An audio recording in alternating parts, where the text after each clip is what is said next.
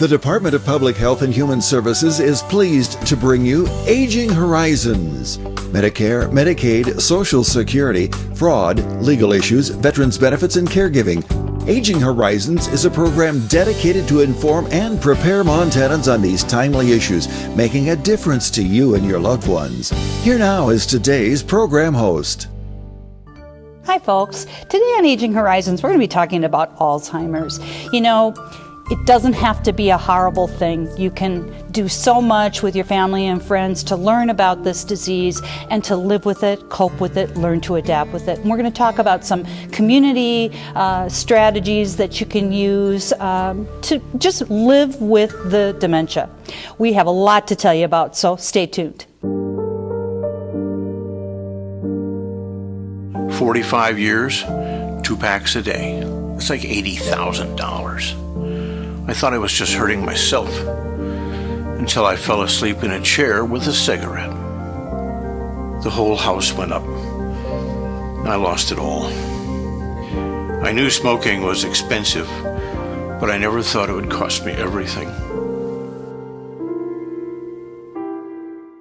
The human heart. Even at its strongest, it's a fragile muscle. Chest and arm pain, shortness of breath, are signs of a heart under attack. But 3 numbers can save a life. Dial 911 at the first sign of a heart attack. Quick response from medical experts can save your life. I was 45 and it happened to me, a heart attack. Dialing 911 saved Ryan's life. Now he's here and he's healthy. This message sponsored by Mission Lifeline Montana. Every 65 seconds, someone is affected with Alzheimer's or other dementias. Many become isolated at a time when help is most needed. If you or someone you love is affected, help is available, both for people with memory loss and their caregivers. Memory loss can feel frightening, but you are not alone. Call the free 24/7 Alzheimer's Association helpline, 800-272-3900, for guidance and support. This is Bill. He just received his new Medicare card and is following some simple rules to protect himself from fraud. He knows to never give out his Medicare, Social Security, or bank number over the phone. And this is Nancy. She knows that to detect any problems, she always reads her Medicare Summary Notice or Medicare Advantage EOB to make sure the billing is correct. Both Bill and Nancy know that anything suspicious can be reported to Montana SMP at 1-800-551-3191. Hi folks, welcome to Aging Horizons, brought to you by the Department of Public Health and Human Services. I'm your host, Kimmy Everman, and today we're going to be talking about Alzheimer's. You know, there's lots and lots to be known about it, lots of great coping strategies you can learn, lots of wonderful resources out there available in the state of Montana, and we want to tell you all about that today. With us is Lynn Maloney Cabrera, and Lynn is the Executive Director of the Alzheimer's Association of Montana. Welcome, Lynn. Kimmy, thanks for having us. Sure, it's so great to have you always. Now let's talk a little bit in general, I guess, about the Alzheimer's Association's responses to, COVID, the research and community engagement that's always going on. Just give us a kind of a foundation. Absolutely. We're delighted today to have the chance to really share with you a few things, both about how COVID, as it has affected everything and everyone, how it's affecting those families that are dealing with Alzheimer's and their caregivers, both professional and those in their homes. We want to spend a little time discussing what's happening in terms of research. I know of late there have been some articles in the paper and on the news of interest to people. And then at the end of our time together, you're going to hear about some of our community engagement efforts. Super. So let's start with a real basic. How many folks in Montana are living with dementia these days? That's a kind of a difficult number to unpack, Kimmy, and that's in large part because there are so many causative factors to dementia. We can say with authority that there are over 21,000 Montanans living with Alzheimer's dementia, but there are many, many more living with the related types of dementia, like vascular dementia, Parkinson's dementia, Lewy body dementia, frontal temporal dementia. But we can safely say that this number is great. And sadly, it's growing. Age being the greatest risk factor for Alzheimer's, and Montana being a state that is rapidly aging, we actually are set to increase by 1,000 people a year, the numbers affected just with Alzheimer's dementia. And what about family members involved in the care of these folks? You know, they're unsung heroes. There's just no doubt about it. And there's so many of them out there, correct? Absolutely. You are so true. And, you know, we know for every individual living with Alzheimer's or related dementia that modestly at least 2 to 3 people in their family are pulled into that caregiving role. And as you said, they really are the unsung heroes in this, kind of the faceless victims, if you will. In Montana, we know that over 51,000 family members have stepped into that informal caregiving role. And the toll that it takes on them is pretty significant. It has really detrimental health consequences for them. And they often go untreated because their priority, their focus is on their loved one living with the disease. Yeah. You know, I always tell the dentist I don't have time to floss because I'm so busy taking care of people in my house. And that's kind of, you know, it isn't true, but yet it's the sort of thing that a caregiver might not do for themselves. They might not take care of themselves as well because they're so busy and taking care of that family member or friend. Absolutely. And we know the stress of it, you know, is significant. And again, because we don't really have the ability to give ourselves permission to be the one that needs the help, we certainly recognize that a lot of the work that the Alzheimer's Association does is really devoted to the caregivers, knowing that the better the caregiver does, the more well the person living with the disease will do. Absolutely. Now, what are you seeing any COVID kind of impacts on those folks, especially those caregivers that are helping the individuals? Oh, Kimmy, you're so right. The caregivers often had some supports. Prior to COVID, they maybe had someone coming into the home to provide some assistance. Maybe there were day programs that their loved one went and could enjoy the company of others, but the caregiver could experience some respite, which is so valuable. Now, in the face of COVID, possibly those loved ones aren't comfortable any longer having someone come into their home. Those care communities which once accepted people for day programming, maybe that's no longer something that is possible or something that the family is comfortable with. Mm-hmm. And we have had loved ones who are facing those difficult decisions of, do I try in an isolated situation to provide sole care for my loved one in my home? Or do I make the difficult decision maybe to entrust them into the care of someone else, knowing that I might have limited access then to them? Yeah. You know, and one of the really good and consistent things is that the Alzheimer's Association pivots when they need to, and I'm assuming that you have done lots of pivoting in the last few months to make sure that you can help folks. Isn't that the key word to this whole experience, is pivoting? The other key word, Kimmy, that we've been trying to embrace is grace. You know, I think everyone's just trying to do the best that they can, and we're on such uneven territory. I think we just all need to continue to extend to each other, but also to continue to extend to ourselves that grace. So some of the things that the Alzheimer's Association was immediately able to do, and we're so proud that we had this capacity, was through our 24/7 helpline. People never lost that opportunity to access us at any hour of the day or night with any question.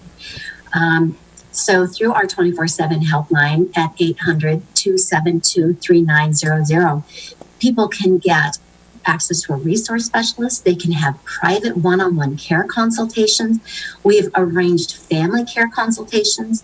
So with loved ones living in various parts of the country, providing support, you know, in kind of that cobbled together way for loved ones here in Montana. And there's never a charge for any of that.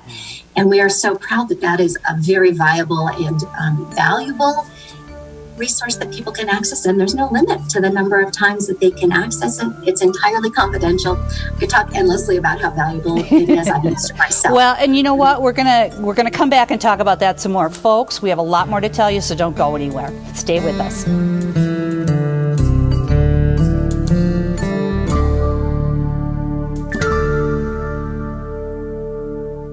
think the most pleasant surprise when we turned 65 and signed up for Medicare Part B was finding out about our Welcome to Medicare preventive visit. It was free, and it gave us the opportunity to visit with our doctors and establish a plan for our health going forward. They reviewed our medical history, measured our height, weight, blood pressure, and counseled us on other risk factors. To learn more about Medicare's free or low-cost preventive and wellness benefits, call your local SHIP counselor at 800-551-3191. I mentioned it's free, right? Twice.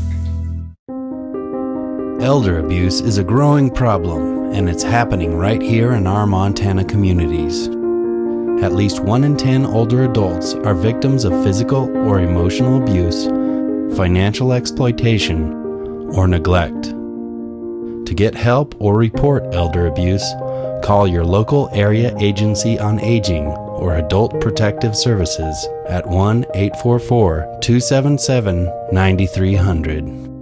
I was the last guy you'd expect to get diabetes. I was a competitive runner and I always took care of myself. So when I was diagnosed, it kind of threw me. But it's really encouraging to know I'm not alone with it. There are a lot of other people going through the same things as I am. It takes some effort. You have to keep after it. Exercise, meds, and diet are the key. But there are a lot of folks who want me to succeed. Diabetes is not the end of the world. With effort and attitude, you can have a normal life. No one likes to have to ask for help. It's a courageous act. Sarah Solomon, Energy Share Coordinator. Our clients work hard, sometimes at 2 or even 3 jobs, but still struggle to keep the heat on. They're doing everything they can. They're proud and they don't give up. I feel inspired and honored to work together with these Montana families. To donate, call 888-779-7589 or go to EnergyShareMT.com. Energy Share, you can help your neighbor stay warm. Hi folks, welcome back to Aging Horizons. We're here talking with Lynn Maloney Cabrera today about Alzheimer's, and Lynn is the Executive Director of the Alzheimer's Association of Montana and a good friend of Aging Horizons. Welcome back, Lynn. Good to have you. Oh, it's always a pleasure. So let's talk a bit about, in our last segment we talked about some resources that might be available for people, but let's talk through that a little bit more, because I know you have lots of programming that you can talk about. Thank you, Kimmy. So, as I was saying, we were so fortunate and thankful that we were able to immediately pivot to offering services and resources in ways that were socially distanced and safe.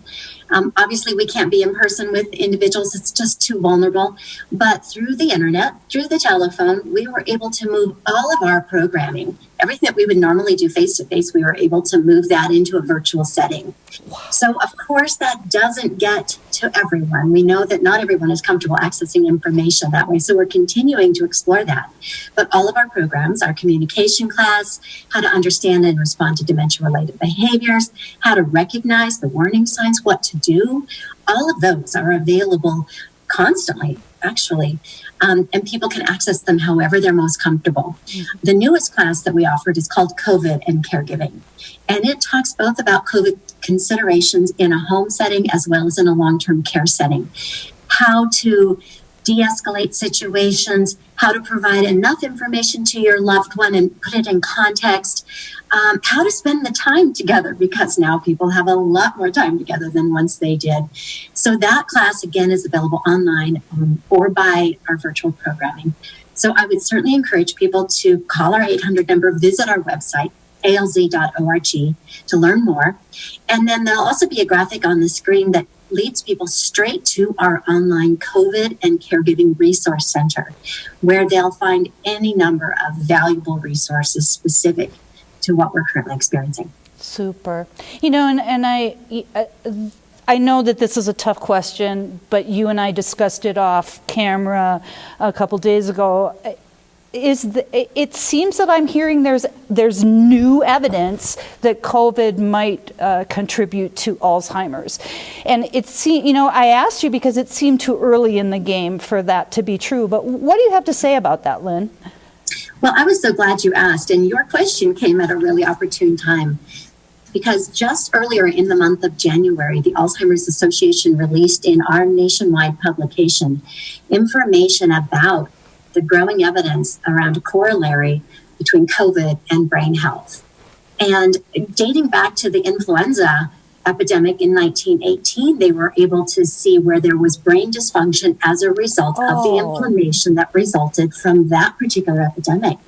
So that has given certainly a great deal of insight and information to scientists. And I'm so proud to say that the Alzheimer's Association is actually leading a 30-country research project that is going to dig more deeply into the SARS epidemic, the COVID epidemic, the flu influenza epidemic, to determine where those greatest points of concern are and what can we learn from them to overcome them. Because there's no doubt about it, the research is showing that there is a corollary, and it's a concerning corollary. Yeah. So the question lies now, what do we do about it, and how do we intervene early? Because early intervention is always the key. Absolutely, and thank you for taking the time to research that for me, Lynn, because it really kind of shocked me, and yet it makes sense. Now, what about other vaccines like flu and pneumonia and such? Is there any issue with those? That's a great question. And in fact, last summer during the Alzheimer's Association International Conference, we had over 33,000 people take part from all throughout the world. And one of the research studies shared during that conference was that there is actually a discernible benefit to keeping current with your flu and pneumonia vaccines. So there's lots of compelling reasons to do it, but there's one more in that it can help with brain health. That's good. That's good to know, sure. And plus keeps the flu away and the pneumonia away. Nicely. And I know they're feeling that there's a corollary to keeping us safe from COVID is hopefully helping keep us safer from the flu as well. Some additional exciting things happening on the research front have to do with a new treatment that is right now in front of the FDA and is being considered for approval. It was actually stopped in its clinical trial process a little early because it had such encouraging results. And it really points, Kimmy, at the earlier, again, that we can intervene, the earlier we can detect the disease or concerns about the disease, then people can go in and be evaluated. And then as approved treatments and ways to slow and potentially stop the disease are before us, we can actually share them with people in a time that is relevant, that is valuable, that is helpful. So early detection is more important than ever. And Lynn, I always am very happy to have you and your staff on because you always bring hope to something that might not be very hopeful to others. In our last minute, what's your best advice to families out there in Montana who are facing down this challenge? Thank you. My best advice to families is don't try to do this alone. The Alzheimer's Association is here to help 24/7 and made possible in part by funding that we get through the ACL Grant Administration for Community Living and our partners at DPHHS, the Office on Aging. We work very closely with groups throughout the state. So there's nowhere in the state that people can turn and they won't find help, but they need to reach out and they need to know that through the Montana Alzheimer's Work Group, our partners in AAA, the area agencies on aging, there's help available. Just reach out. Thanks so much, Lynn, again, for being with us here today. And folks, you heard it here. Reach out. You do not have to do this alone. It's too stressful. It's too lonely. Reach out. We're there for you. Come on back. We have more information.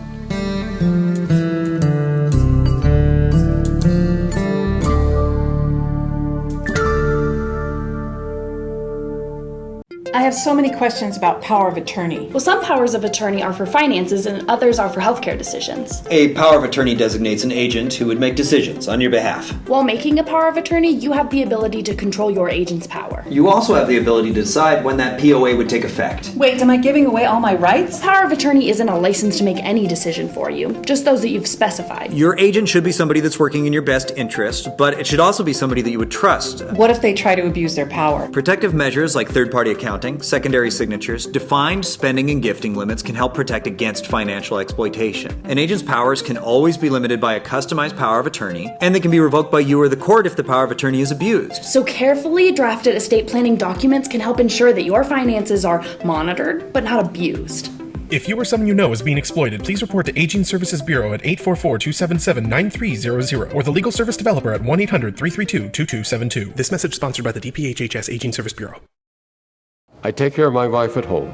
When I found out training was available, I said, sign me up. It's made a huge difference. When my husband was injured at work, it was life-altering. The classes taught me that it's okay to grieve, to ask for help, and to better cope as a caregiver. My dad lives 4 hours away, and the Powerful Tools classes taught me that it's okay to ask for help. I highly recommend them. To find out about this course for caregivers, go to powerfultoolsforcaregivers.org. It's amazing the difference a little training can make. Questions about Medicare and other types of insurance? Contact the State Health Insurance Assistance Program office to get answers to questions like, what is the difference between Medicare and Medicaid? And how do you decide if you need Medicare supplemental insurance? This insurance counseling program is not a sales program. It is available to provide answers to your insurance questions. For more information, call the State Health Insurance Assistance Program office at 1-800-332-2272. Hello everyone, welcome back to Aging Horizons. Glad you stayed with us. We're talking about Alzheimer's today, and in our final show segment, we're going to be talking with Valerie Yanner, who's a walk manager. One of the biggest events for the Alzheimer's Association is their longest day walk every year, and we're going to learn about that and some other community engagement by just chatting with Valerie. Valerie, welcome. Thank you so much, Kimmy. It's always so great to be on here. Well, we're always happy to have you. And as I said, Valerie Yanner, you are a walk manager. But let's back up just slightly and talk about community engagement and the Alzheimer's Association. It's pretty important. You bet. Absolutely. And we are just so grateful to our communities and the level of support that we have within all of our communities. Before I go too far, I would be remiss if I didn't thank everyone for this year's walk season. 20 walk season, it looked different this year, as we all know, and we had phenomenal participation and support. We actually saw walkers walking in communities that normally they're not able to join us. The proximity is definitely limiting in Montana. Not this year. Walk looked different. We walked right where we were. We walked in our neighborhoods, on our college campuses, and our walks were very, very successful because of our communities. So I just want to make sure that I thank everyone from our participants, our sponsors. It was an incredible walk season, despite the challenges that we're feeling right now. Well, and I thank you for mentioning that, Valerie, because I think for those of us who pay attention to the walk every year, I know I was concerned, how will this work? Will it, not only am I concerned for people's safety, but I'm also concerned for the event itself. And so it's very wonderful to hear how well it turned out. Before we move on from that, how can people get involved? Absolutely. There are so many ways that people can get involved, as you've already discussed, being involved with programs and all of those types of things. We have the walk, and there's multiple opportunities, volunteer opportunities, being involved with the walk, and also being involved with the longest day. The longest day is really what we kind of wanted to focus on today to talk about.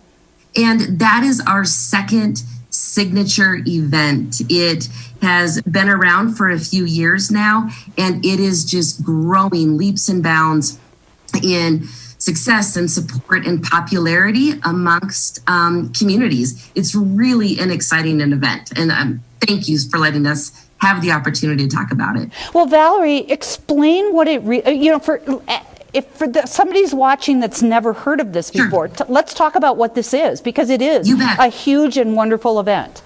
It is so fun. It is just my favorite. So we all know as caregivers, sometimes every day can feel like the longest day.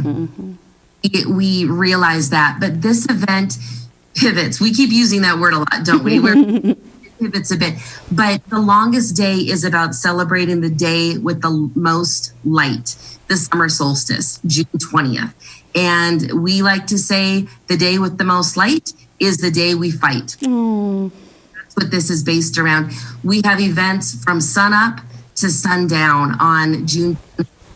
However, it doesn't just have to be on June 20th. We already have longest day events that are coming up. They're do-it-yourself events, and that's what makes the longest day so unique and so fun. Yeah. And you're probably wondering what do-it-yourself Yes, yes, I am. Please explain. That is the beauty of the longest day, and that is why I just love it so much. As you and Lynn were talking earlier, oftentimes those that we have cared for, those that have been on this journey, we want to find ways to honor those people in our lives, and the longest day is the way that we do that. My dad was a huge fisherman. I hope to, at some point, be able to do a longest day event that is a fishing tournament. Pull in, my friends, my family, and we can do a fishing tournament, maybe a small donation for the registration. We have people that do painting parties, neighborhood painting parties, gardening. My parents also love to play pinochle, putting together a card tournament. All of these different types of things. Our committee is made up, our committee chair, Melanie Williams, she's a yoga instructor. Is doing online yoga classes for a small fee. People can join her yoga classes. She's actually developed a yoga class for Zoom fatigue, as we know that we're all from all of these Zoom meetings that we are on. But so that's how Melanie is doing her longest day. So we're really only limited. We're not. Maybe by our, if you can come up with an idea, you can find a way to turn it into a longest day fundraiser. And that's why it's so fun. It's just limitless. It's just what people come up with. And I'm feeling your excitement from over Zoom, because I can see what an exciting situation this would be. Just to sort of recap everything, when is this event? How do you get involved? You bet. So the longest day is June 20th. And so that is really the day that many events worldwide, these events are taking place not just in the US, they're worldwide. Okay. So that is June 20th. However, events don't have to take place just on that day. We actually have some people that are doing their events around Valentine's Day or around the spring solstice. So don't be limited by just that June 20th date. Your longest day event can be any time leading up June 20th. And should we just have them give you a call or go on your... Absolutely. Okay. Well, we're going to put up the phone number. We're going to put up the website and hope that people can get with you. Valerie, thank you so much. And I can't wait to come up with my own do-it-yourself. I hope you do. I can't wait. And we're here to help. Thanks. I hope so. Thanks, Kimmy. And everyone, you don't have to do it alone. Reach out. We're there for you. For Aging Horizons, I'm Kimmy Everman.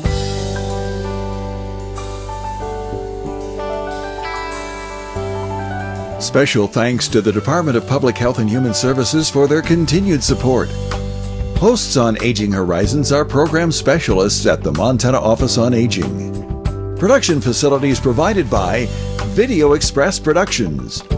For more information about Aging Horizons, call the Department of Public Health and Human Services toll-free at 800-332-2272.